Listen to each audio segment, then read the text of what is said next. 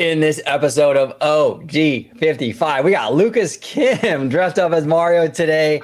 Yeah. We got Lucas Kim in the house. We're talking all about Epic Universe. Epic Universe, Universal dropped a lot of news the other day. We're going to break it down, talk about it, what it means for the future of the Orlando resort on this episode of OG55.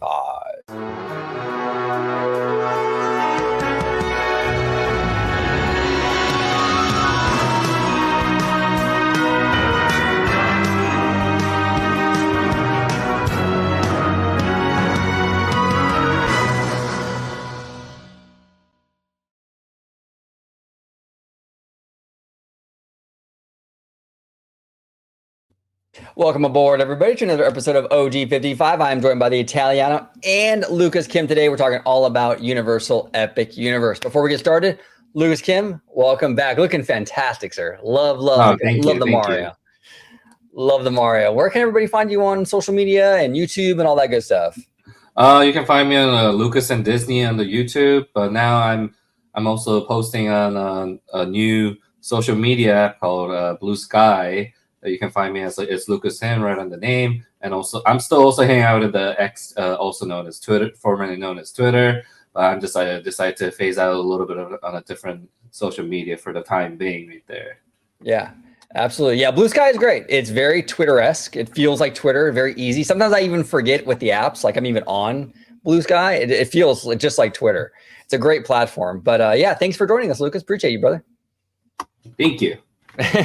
Italiano, where could they find you on social media, sir? Absolutely. You could find me on X, formerly known as Twitter, at Disney George. You could also find me on Instagram, Threads, and also on BlueSky under the Disney Italiano. And of course, you can find me right here on my home base at Orange Grove 55 with Citrus Corner with all that sweet, juicy, but sometimes sticky Disney news and info. There we go. All right, guys, let's talk Epic Universe. This is from our friend Scott Gustin. It says here, new Epic Universe officially opens May 22nd, 2025. The first round of park tickets will go on sale next week. Okay, so before we dive into the tickets, the pricing, and all that good stuff, I want to say first out the gate, this was actually a really smart move on Universal's part. I don't know if it's actually smart on Universal's part or just dumb on Disney's part, but Disney announcing that Lightning Lane stuff the day before this was it benefited, I think, Universal quite a bit because a lot of fans didn't like that Lightning Lane premiere news, right? So Universal drops this news May 22nd, 2025. It's pretty much in line with what we were expecting. I know some people were thinking like maybe it'll open like in February or March, but it's looking like it'll be right before summer starts. George, what are your thoughts on the opening, the timing of it? Where do you stand, brother? Yeah, I think we all were anticipating kind of like an early summer opening for Epic Universe. But yeah, everyone that I've talked to about this since Universal made this announcement yesterday, it was what timing that Universal really took their shot, or Disney just chose a really bad time, to make, either announcement whether Epic Universe was opening or all these price hikes, not even just for the Lightning Lane, but even just for tickets and annual passes on Disney's behalf as well, because it seems like within the last week or so, that's all we've really been hearing as far as breaking news goes, for all these price hikes. So whether you're okay with it, whether you're not, it is what it is. But I mean, I'm very excited. The fact that this is, we have a concrete date for Epic Universe. I do hope down the road we can start having these kind of things with Disney. But what is quite interesting is because I will actually be in the Orlando area, which I was not planning on timing it, which I was supposed to be leaving May 21st. But I thought, you know what, I'll take my shot since I'm in the Orlando area. Why not try to go for the opening week of Epic Universe? What could go wrong there? But I actually called Universal and I spoke to a team member, Lorraine. So shout out to Lorraine. And I wanted to kind of get like an idea of like maybe like the pricing, because I was probably going to get a package, hotel stay, tickets, what have you, to kind of see what my options are. And Lorraine told me, and she was very nice, very sarcastic. She said, we don't know any of those packages until October 22nd. And I kind of paused and I said, but isn't October 22nd the day the tickets go on sale? She said, exactly. And I paused again and I said, oh, that's going to be a mess. And she said, you're telling me. Oh So my gosh. That's a Universal team member told you? that's what literally a Universal team member told me. She said, it's the Universal way. So all this information is going to be released literally the day, 7:30 a.m. Eastern time, when everything goes on sale. And she's actually going to be one of the team members that's going to open at 7:30 when the floodgates of people are going to be calling and going online. That's gonna be a Walmart Black Friday all over again, right there. Yeah, exactly. You know, we're thinking of you, Lorraine. Just hang in there. We're thinking of you. But Lucas, what are your thoughts on this? The announcement, the timing, all that stuff. I feel like this reminds me of that like particular scene where in Yu-Gi-Oh, where Yugi basically says you activated my trap card, and the moment that Disney decided to pull up as like some kind of a that they won this round type of sleeve right there. Right. I don't know, that lightning lane thing was a little bit of bizarre type of announcement for me. I'm not even sure what Josh Zamaro, Jeff Bally, and Bob Iger were exactly thinking, but I have a lot of mixed feelings about that whole policy right there. I if I ramble about it, it might end up in an hour ramble of why I don't like that idea. But as for the Universal, this couldn't get any better on their part. I feel like the whole like Universal, like the stars and the universe itself is like just on their favor for all of the park announcements so far this year. Like everything that they've been announcing so far, they're getting a lot more praises, more than Disney does. And like throughout the past 2 years, Disney has been getting always like boos and like this is not good type of announcement. Even with the D23 like announcement, that was just like only one day of a cheer, and then the next day everyone was like, boo, like this is not what we wanted. Like I said, Universal Studios is getting a lot, like they're getting major favors, and then the whole like universe is like connecting with them, and like there's some kind of thing going on, and next year it's gonna be a big profit for them with the way it's going. Yeah. No, I agree. I mean, I think Epic Universe as a single park will definitely do very, very well. My only big question mark with this whole Epic Universe equation is, does it add more to the Universal vacation? So like, I think the park itself will be really, really busy because everyone's really curious and excited for Epic Universe. But is it going to entice like the normies to like go to Epic and the other two parks still, or are they going to want to just do Epic? I think it's going to be coming down. There's going to be two different groups. I feel like the people that are going to be traveling, the tourists, the families, those are the ones that it's going to cater to, where you buy like the minimum of like a 3-day park ticket, or tied to a vacation package, which would allow you to be able to purchase either the 1-day Epic Universe, or if they include that in there, I'm not sure if you get like a 4-day ticket. Again, we really don't know the full logistics of it until actually the day they go online, which to me I think is very bizarre. But again, it's the Universal way. But the other is, and this is where kind of Universal kind of backtrack to what they were doing, as far as like you have to buy the minimum of like a 3-day or a 4-day to get Epic Universe. If you are a current annual pass holder at Universal Orlando, it will allow you to purchase a 1-day ticket for Epic Universe per pass. However, there's a caveat to that. For people who are going to become new pass holders, they have to activate their pass before they have the opportunity to purchase an Epic Universe ticket, which means they would then have to go to Universal, to one of the parks, activate it before October 22nd. Yeah, I think that was what our friend Theme Park Wizard, his concern was, because I think he's going to go in like December, right? Or something like that. So he was like, the activation window and all that was at issue for him. So unfortunately, yeah, you got to activate it. So he's got to wait until December to do it. But it's interesting. It's interesting. Now, Scott Gustin here continues. It says, here's a look at the first phase of tickets set to go on sale on October 22nd. Reservations for Universal Helios Grand Hotel will open on Tuesday, October 22nd for stays beginning on May 22nd. So it opens with the park basically. It says here you can create your own package. I'll link this down below. I don't want to get too in the weeds with just reading everything, but in a nutshell, this is basically what you can do. This is the first phase. Keep in mind, first phase. So they're going to likely loosen up restrictions and what have you. Like we said, you can only buy a one-day ticket for Epic Universe if you're an annual pass holder, but I'm sure as time goes on, that'll change. So anything stand out for you, George, in regards to this, or?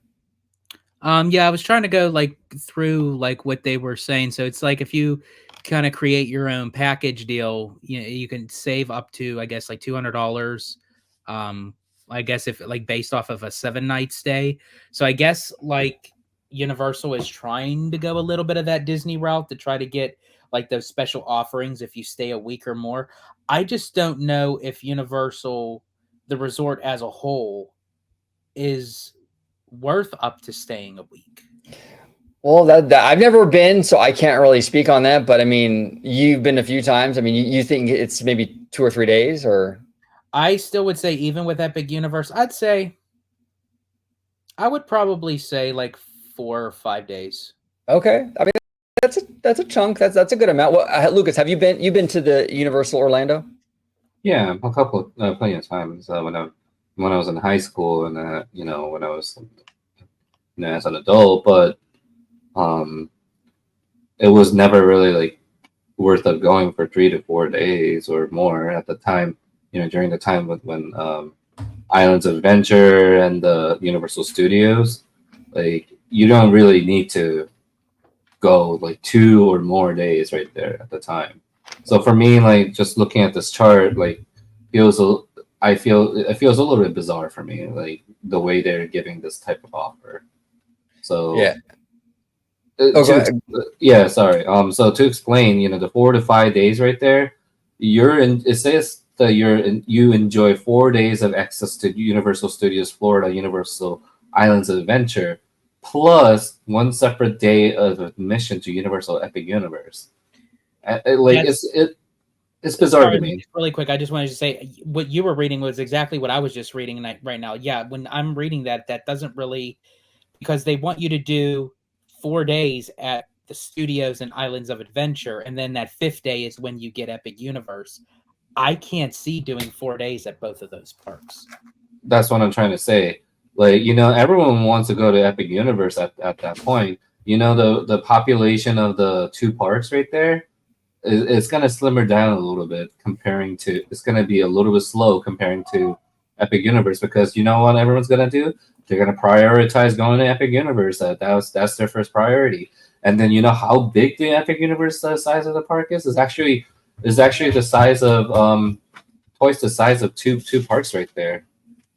So it makes me wonder if the opening of Epic Universe is going to be a lot of locals that already have like an activated Universal Orlando annual pass. Because I mean, I could be wrong, but I can't foresee a lot of people traveling down on vacation as tourists. And again, I say 4 to 5 days total, but that would say because you can do like 1 day Universal Studios, but even then, you can get half a day out of that. Islands of Adventure, Volcano Bay, and then you would get the 1 day with Epic Universe. But here's the thing: I would rather do a multi-day at Epic Universe. Like, who is going to want to do multiple days on 2 parks that has been open for so long that everyone has done? Right. Nothing has been added new. Well, and that's what we've been saying on this channel for a real long time, in that Universal is worried about the cannibalization of those 2 parks. They're worried about it because they're lumping these packages in where you spend more days at these other parks. That's why they're worried about. Why when people are saying, "Oh well, Disney World needs to retaliate with a 5th gate." No, this is why Disney World doesn't need to retaliate with a fifth gate, because this is the same kind of stuff that happens. Right. No, exactly. No, they don't need a fifth gate. Absolutely not. Scott Gustin here says pricing for the 3-day ticket that includes 1 day at Epic, adult ticket starting from 118 to 174 per day. Okay. I mean, that's, not too bad. I mean, it's comparable to maybe like what Disney's prices are. It's a little higher out here for Disney, I think in Anaheim. I don't know what the Disney prices are in Florida. Is that pretty comparable, or is it a lot cheaper, George? I think for what they're offering, especially with a new park that it's including, I think that's a pretty decent price, to be honest. Yeah. Yeah. Yeah. Was that? I mean, does that interest you, Lucas? I mean, this pricing scale. I mean, for the 3-day ticket, adult ticket starting from 118 to 174. Is that something that you'd be interested in? Is that a fair price for you? Actually, that's quite a fair price comparing to like my original assumption about Epic Universe price. Actually, I said I was like saying that maybe Epic Universe was going to originally charge like starting from $200. Actually, that was my first assumption. Only because this is a new park. It's a really big park, and and they know that this is people are going to just like even if it's like a $200, people are going to pay for that. So to say that starting from 118 to 174, that's actually graceful for Yeah. for the size of the park and the money they spent on this project. So Yeah, it's fair pricing indeed. It's not bad at all. It says here, this is from Scott Gustin. It says here more details about pass holder 1-day tickets, an allotment of tickets for all dates, including the week of the grand opening, have been reserved for pass holders. So that's interesting. yeah. So this one I don't understand. Like I would have assumed that when you're paying $1,000 for annual pass, like that's the most expensive one. You would assume that you would get some kind of either a day pass or a discount or include the annual pass. I remember people were saying that like some people were trying to argue that on Twitter, saying that the annual pass is going to include Epic Universe as an admission, and I said that that's never going to happen because they're not that stupid to allow people with the annual pass to just go walk in and out of Epic Universe at a new park when they can actually make more money by asking them to like pay for cough up extra money to go into this park. Right. And my my money is correct that they're gonna like try to do extra charge. So it sucks for the annual pass holders who assumed that like they were going to like walk in for free right there. It's tough. It's tough because you spend, like you said, Lucas, you spend a lot of money on those annual passes, and now they're asking you to buy a ticket on top of that, right? So this is what happens. A lot of people get on Disney when Disney has to make these hard decisions to kind of mitigate demand. That's what this is. I think it's kind of like it's a way of mitigating the demand because they know a lot of people want to get in here. A lot of times there's no real fun answers to this, and this is going to be tough, like if you have an annual pass, you're still forking out that money, you know what I'm saying? So it's tough. I get why they're doing it. I understand the why of it, but it still sucks if you're an annual pass holder. What say you, George? Yeah, it kind of wanes because again, I don't want to sound like a hypocrite because if I do apologize, the hype train again, that again, yeah, when we talk about Disney, it's like when you're kind of put into a position, it's like, well, what is best, which route to go, and it's like if you're gonna downplay it to Disney, then you have to downplay it to Universal. If you're gonna praise Universal, then you have to praise Disney on it because it's like, there's only like so much that you could actually do, like trying to finagle to get as many people in. But at the same time, you have to also think about park operations. Exactly. And like, what is that going to look like? Because the way that this park is built is very unique and distinctive. And it's cool, but also at the same time, it could somewhat be a curse. And here's why. Because our buddy Slimer was talking about he went to the opening for Hagrid's motorbike. And he waited 11 hours to ride that one ride, and that was back in, I forget the year that Hagrid's opened. But this is a brand new park. This isn't one attraction. This is a new park in the Orlando area that over 2 decades that people were waiting for. Like, who was going to do it? Was it going to be Disney? Was it going to be Universal? But what's very distinct about this park is you have portals to walk through to each section. Right. Cool.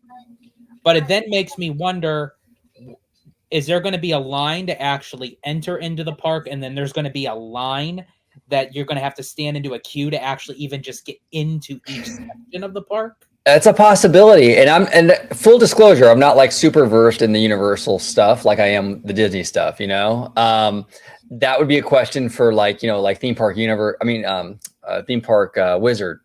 Because I think that's a good question, George. Like, are you going to have to wait in a queue to get into Super Mario Land or Super Nintendo World? You know what I'm saying? What about Harry Potter, stuff like this? So that's a good question. We'll see the logistics, it's still not until May. And Lorraine over in the customer service was telling you she doesn't even know what's going to happen on October 22nd. So they might not even know this far in advance how they're going to work it operationally, So let's be real. Like when it opens, do you know which world that's just gonna be like hogging up the entire crowd right there? My money is on Nintendo World. Yeah, 100%. My money's on Nintendo World. Everyone's not gonna go to Harry Potter the first time. No one's gonna go to the How to Train a Dragon. There may be some people who go to How to Train a Dragon, and then I doubt kids are gonna go into Dark Universe. Like the first thing that they're gonna join in. People are gonna go to Nintendo World because it is a Nintendo World, right? And Nintendo's a huge property. I mean, it's never been more popular. I completely agree with you. And Lucas. I think too, what would make this very unique and distinct to the one that's already in Universal Hollywood is it just doesn't have Mario Kart. It now has the Yoshi attraction, and I think one of the best attractions that's going to hold in this whole entire park is that Donkey Kong kart ride. Exactly, and you know something. Even if you went to the Hollywood or Japan, the moment that you're going to Orlando and you say that, oh, I don't need to go to Nintendo World anymore because I've been to 2 places. No, that's a lie. that's a lie right there. That's a straight up lie. You're going right there. You're gonna go purchase the merchandise, and you're just gonna purchase foods right up there. And it's just how it is right there. Yeah. Oh, 100%. And I will say that the merchandise, I mean, based on what I've experienced out here in Universal Hollywood, I've been to the Nintendo World quite a few times now out here, and the merchandise is absolutely incredible. Now you've been too, George. I mean, you can kind of vouch for me. I mean, it's quality stuff. And absolutely. Yeah, the food and the merchandise in Super Nintendo World, I think would even challenge a lot of the Harry Potter merch and food offerings as well, because I think Harry Potter was like kind of like the top dog when it came to that kind of stuff, but I think Super Nintendo threw that out of the water big time. Yeah, or out of the warp pipe, right, to keep it in theme. So it's interesting to see, man. It's interesting to see. I'll bring Lucas back in. So we'll see. Yeah, I think Nintendo is going to be the star of the show. I think everyone's really looking forward to that. I think Donkey Kong is going to be an absolute incredible coaster with that jump effect. You know what I'm saying?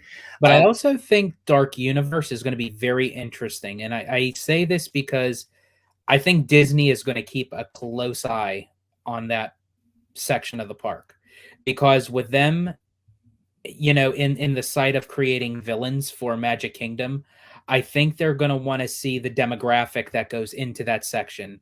What are people's expectations? What do they come out of it? Like, what do young kids find it too scary? How does adults, go for it? And I think that would kind of play into the factor of how they design the Villains Land at Magic Kingdom, not by copying Dark Universe, but by kind of allowing Universal to be the guinea pig, right, with that kind of genre. No, absolutely. They should take notes. Absolutely. Go ahead, Lucas. I'm sorry, brother. Yeah, so that's the thing. Like, the difference between the Dark Universe and the Villains Land Disney has always been catering to the kids and everything. That's been the family and kids. That's their original priority.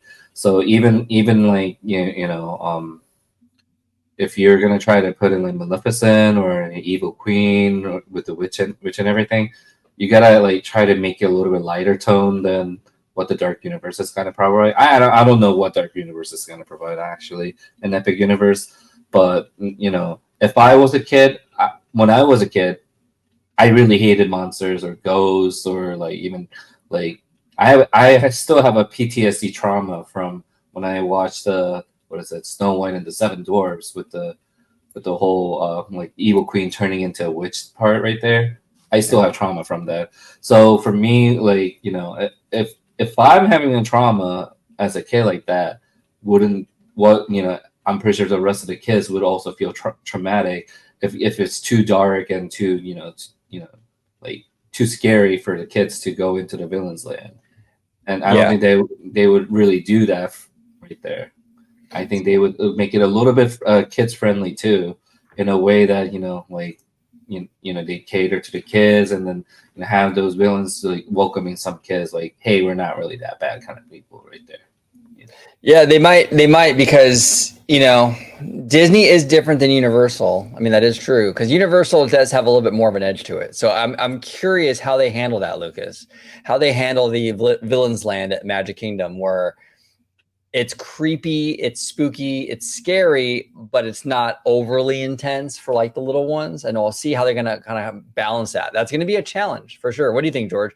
I know you don't want them to kiddify it, but do you see a scenario though where there's a little more nuance to it, where you don't kiddify it, but you make it at least where kids can walk in there and they're not like freaking out? Yeah, I mean, to my own decision, I mean, if I was ahead of that project, I'd be having things where people are walking out of there with tremors. But that's just me. Oh my god, he's like ready to like tell the kids like shoot, this is not your race for you. but in all seriousness, I think because that's the challenge for Disney is Universal does have that extra edge where it's like they can get a little bit more creepy and a little more spooky and what have you. But Disney, on the other hand, has to find that middle ground where what defines too scary, but what also defines as too light, so to speak. So you have to find that middle ground where it's like, okay, you can tell that this is the villains, but all ages are welcome.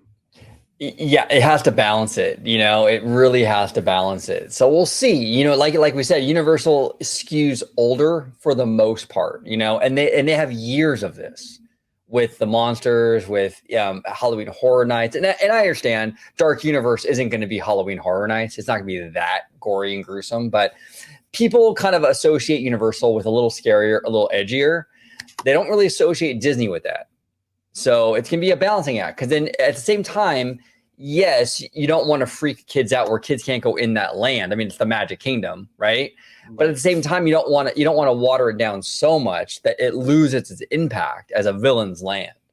I do, however, think that Monsters Unhinged ride at Dark Universe is going to be sort of like Forbidden Journey, but on steroids, because you're catering to a bunch of these classic monsters who are now in a new phase of in today's time era, if you will, and then with the newer kind of technology, because when you go in Forbidden Journey, I have to say, I mean, that's not geared towards little kids. I mean, you have like a dragon that's in your face, you have the Whomping Willow where it throws you on your back and you're swinging all around the branches, you have the Dementors, so I have a feeling like that Monsters Unhinged, because they kind of described it as it being a very intense scare factor. See, Wizarding World might be kind of the barometer for Villain's Land at Disney World, because kids can go in that land during the day and they're fine, but like you said, there are elements of it that are kind of creepy, kind of scary. You know what I'm saying? So it kind of has a little bit of both. So if they can kind of tap into some of that energy, because you go on Forbidden Journey, you're right, George. That's not like, I mean, if you're little ones, I mean, not every little one. Some kids are fine. I've seen kids go on Mission Breakout, and they're more calm about it than I am, you know. But you never know. I mean, there's a lot of dark elements in Forbidden Journey. I'm sure not every kid is cool with that attraction, right? So, but I feel like still, even saying that, Wizarding World is still family friendly. So that might be the kind of tone that like Disney wants to set for like Villains Land. Would you be okay with that, Lucas? If it's kind of like that Wizarding World tone, where it has a little bit of spook to it, but it's not like over the top scary for kids? Yeah, I guess that would be the case. I mean, uh, I don't know if you guys actually watched the like the prequel of Harry Potter movies. The what is it? The Fantastic Beasts. Fantastic Beasts, and then the like the Secrets of Dumbledore, and then the like the Grindelwald movie right there. They were actually not kids friendly at all. Like those three movies were quite like mid-teen to like adultish, like dark. It went really dark as each of the movies went, you know. And even for the Harry Potter movies, I would say that like the first 3 years was like a little bit kids friendly, and then after like fourth year to seventh year, it was just like, you know, definitely not kid friendly.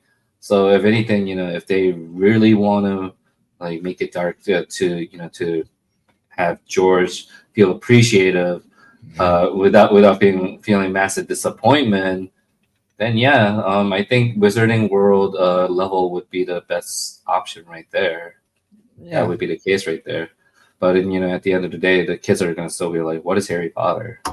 Yeah. Because Well, Harry Potter, I've been kind of critical of them putting that franchise in this park again. Not that Universal doesn't make a great Harry Potter product. They absolutely do. Every single Wizarding World, whether the land, the attractions, they've all been high quality, like top tier. You know what I'm saying? I just feel like they've kind of gone to that well like one too many times already. This is the third time now. I think they could have put in another franchise. I would have preferred something like Lord of the Rings. If they could have I was just gonna say where Harry Potter is, Lord of the Rings should have been in there. You talk about an epic, like an epic IP to put in a park. To have a freaking like the volcano as your centerpiece, and it's missed all. And they could have had a little like the Hobbit burrow with all the houses and everything. Oh, missed opportunity. Yeah, it would have been cool. It would have been cool. But you know, they have a relationship with J.K. Rowling, and they've done this before, so it's kind of like an easy win for them because they know people like it. But yeah, I would have gone in a different route. But we'll see. I think overall, my overall prediction for Epic Universe is I think the park itself will be very successful. I mean, it's gonna be busy for the first probably year, maybe 2 years, even really busy. It makes me wonder if they didn't go Lord of the Rings route for Epic because of Dark Universe. Because Lord of the Rings is also another franchise that's kind of like very dark, and it feels like it compares to Harry Potter. I think Harry Potter's a little bit more on the lighter side than Lord of the Rings. Right. So to kind of offset that, maybe Lord of the Rings would eventually go maybe into Islands of Adventure or something. It's Actually, possible. I would have suggested something different. I probably would have said like something like One Piece would have been a perfect land right there. I don't know if either of you had watched One Piece before, but it is actually right now number one best Japan's like Japanese anime series for over 2 decades by now at this point, and like it's the whole universe of the One Piece is just really big, and even for in America, it's very popular series, almost as popular as Dragon Ball. So, and they have a Universal Studios Japan have One Piece like live performance on the water shows and everything. Like you know how I don't know if you remember the Water World, like the water shows. Like if you sit down, they had the whole like the boat explosions and like and stuff like that right there. They have that exactly the same thing, but One Piece themed in Universal Japan, and they have a restaurants and foods options are all right there too. So for me, I believe that would have been a perfect option right there if they did not do Harry Potter, and that would have been as popular as Nintendo World would have been. That's a good idea, Lucas. I like that. And wasn't there, if I'm not mistaken, wasn't there a recent Netflix movie or show? Correct. So if they do the like the live, the like a full version scale of the One Piece ship right there, where people can go up and then do like some kind of virtual reality ride and do some kind of like a roller coaster as well too. That would have been like a big hit right there.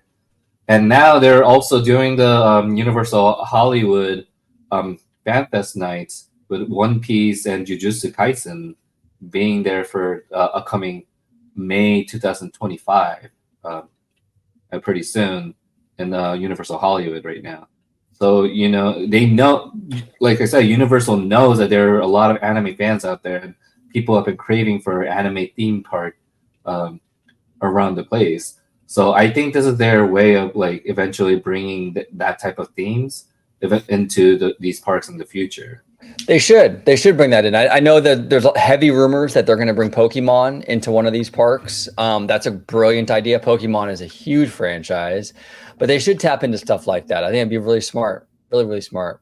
Have you watched any of this One Piece stuff, George? Or I know your son's into that stuff. I've heard of it, but I haven't watched any of it. But I do know because my son is big on anime and he loves Demon Slayer, and they have a lot of like stands that sell Demon Slayer merchandise on City Walk and what have you. So when we went down there that one year, I mean, he was like really gung ho of going to City Walk just to see this kind of like cart vendor that sells a bunch of like Demon Slayer merchandise. So if they were to incorporate that kind of stuff into a theme park environment with attractions and restaurants and merchandise, I think that would be very successful for Universal.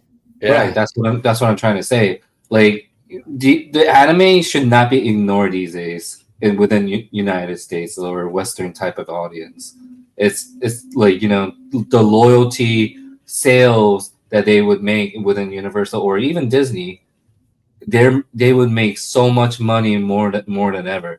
And you have to think. I remember bringing this up. Like the Pokemon is actually #1 highest selling franchise and movies and everything in the world, and that alone franchise itself destroyed the combination of all Disney has earned profits so far within 2022 to 2023.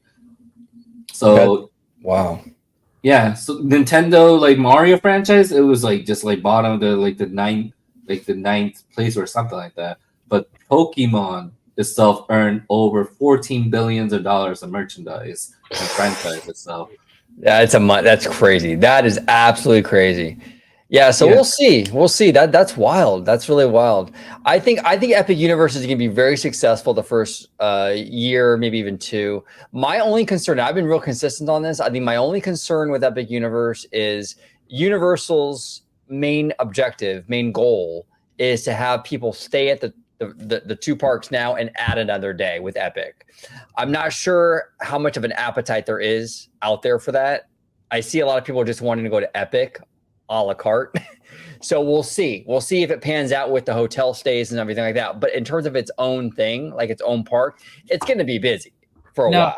You had mentioned the hotels. Now, when you brought up Scott Gustin's articles, did it say anything about like price range between the Helios and the other the Nova and whatever? Actually, Parks Wizard actually brought up a price before until they took it down. Originally, the price was Theme Park Wizard actually brought it up about like the starting price was like less than $350 or something like that within the Helios Resort. And it was starting at like 200 or something, wasn't it, Lucas? I believe. Yeah. And then the traveling salesman says, somebody screwed up. Could prices be higher than we thought? Which means that they took down the rumored price and just left it as learn more. And I guess that's probably why Lorraine couldn't bring up any of the package deals because So Lowe's Portofino Bay Hotel is starting from $393, while the Stella Nova resorts start from $134. The Terra Luna and Stella Nova will be $134 starting price, and then the Luna, but they were originally going to put the Helios Grand Hotel as a $293, and I said there's no way that they're going to do that. they're not that stupid. Like there is no way they're gonna start the price as $293 to screw themselves. It's a beautiful hotel. We did a review on it, all three of us actually, like a month ago.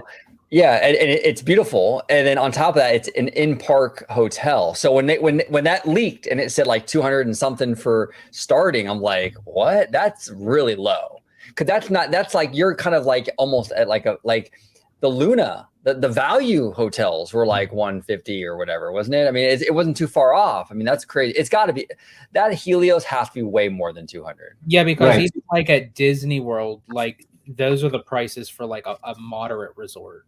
And the Helios is not a moderate resort. That looks more like grand, especially because you're going to actually physically be in the park.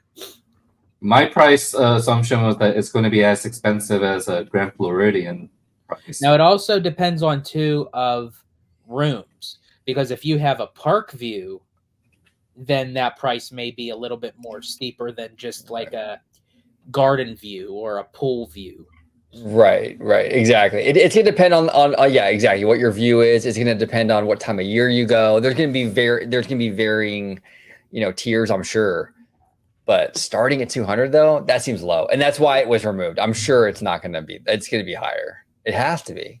I would say that it would start at 500. That's my assumption of the starting price. Yeah. And with the package and everything, even if the 5 nights package or like the discount applied to it would not go as low as the 450 right there. Only because you have you're attached to the big largest theme park, right? And you're just staying there. Universal knows this. That they're not gonna like take that opportunity of like people who want convenience and pay for that extra money for convenience. Even and if I was a owner of the Universal, or if I was the manager of it, I probably would have started with $600, and then the highest price would be $1,500 to $2,000 right there for the highest suite right there. And you know what? At the end of the day, people are going to still pay for that, and then it's going to get overbooked. Yeah, people will still pay. There's no way this thing is going to be cheaper than the Grand Cali in Anaheim. There's just no way. There's no way. It's in the park. It's a gorgeous hotel. I mean, it's beautiful. It's got to be higher, but we'll see. We'll see how they. It's interesting that it was leaked and then it was removed or whatever. That's fascinating. That kind of says a lot.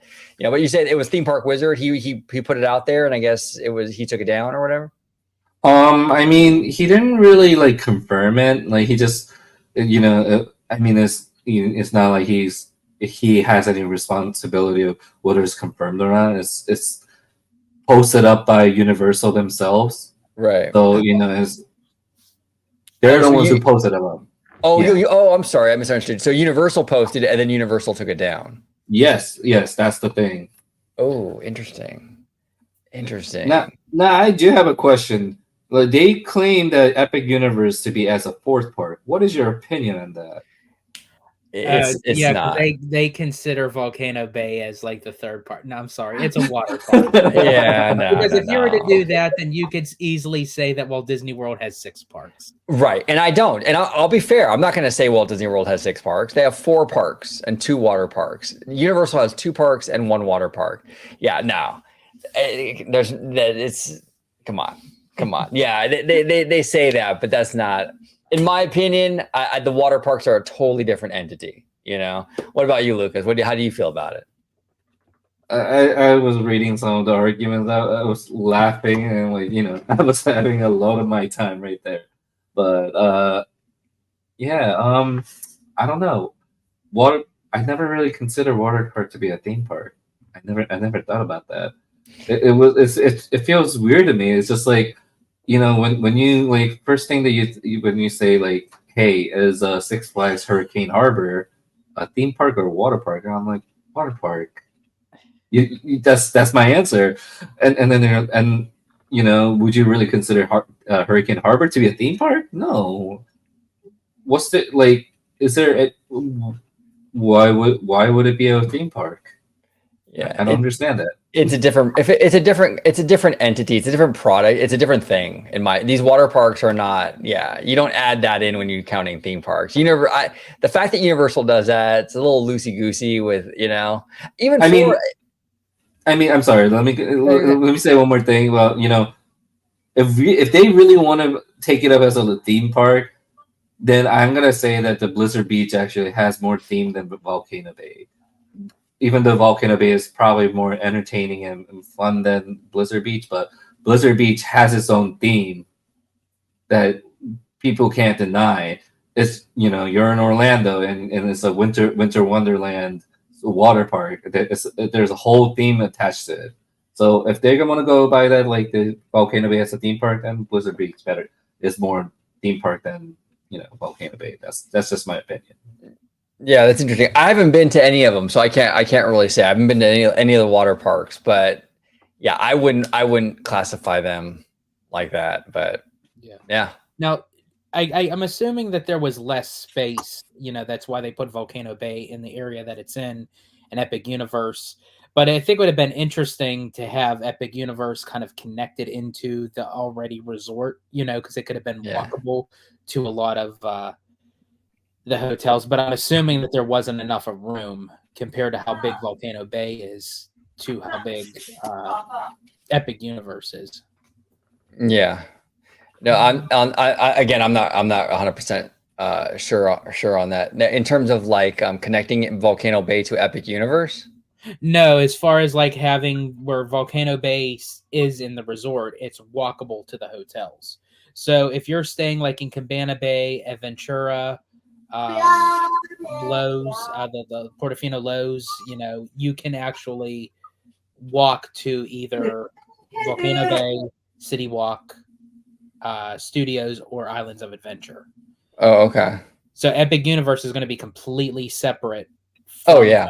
That main course. So you have to get a shuttle, or if you're staying in Nova or Luna or the Helios, you're adjacent to Epic Universe, but then you'd have to get a shuttle over to the main area of the resort, which I'm curious to see how that goes operation wise. It's gonna be interesting. Yeah, it's gonna be interesting because the Epic Universe, its area is almost its own resort. You know what I'm saying? Because it has its own hotels and everything over there. But you're right. It's kind of like a 10-minute drive, I think, from what I understand. But they do have a dedicated bus line that takes you back and forth just for that. So I don't know. I'm curious how that works because it's sort of a similar situation that we would have here in California if they were to build a third park in Toy Story Lot. True. So if I was Disney, I'd be looking at that going, okay, how does Universal handle it? Does it work for them? What works, what doesn't, So we'll see. Yeah, I'm very curious too, George, about the logistics and how that's how that all is gonna kind of, pan out. But gentlemen, fantastic conversation. Lucas, it's always great having you on, brother. We're gonna have Lucas on again, actually, very, very soon. We're gonna do a big Halloween show. So so it'll be very fun. Are you gonna be Mario? You know what you're gonna wear for that? You gonna be Mario again? Or are you gonna No, it'd be boring if I did Mario again. I'll probably do something a little bit more surprising the next time right there. So cool.